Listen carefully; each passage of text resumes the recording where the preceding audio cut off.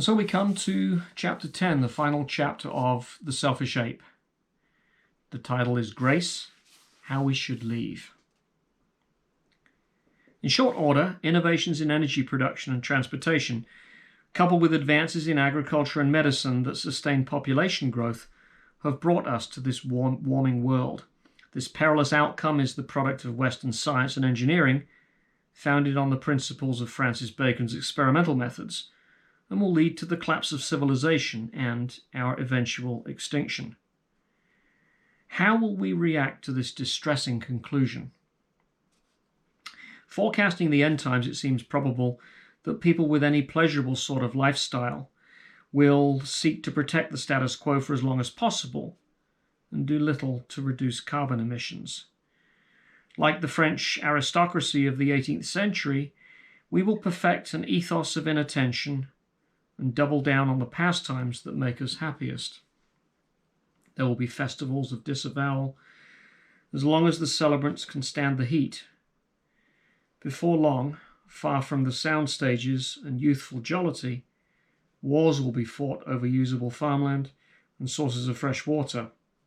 Walls and fences will crisscross the landscape, and armies will be deployed to prevent the poor from flowing across borders.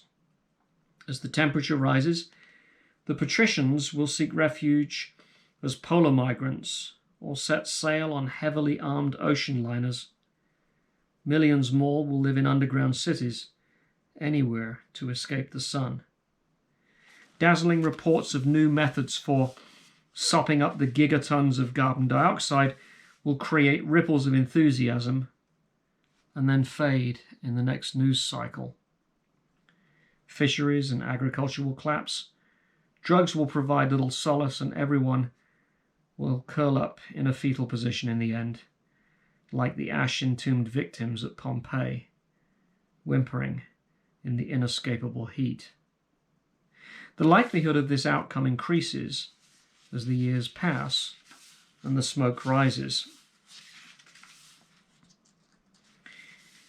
Grace, by which I mean thankfulness for the experience of consciousness and our fleeting participation in nature, seems the most soothing mental exercise. The best that any of us can do until the sky falls is to be kinder to each other and humane toward the rest of nature as it suffers with us on this watery globe.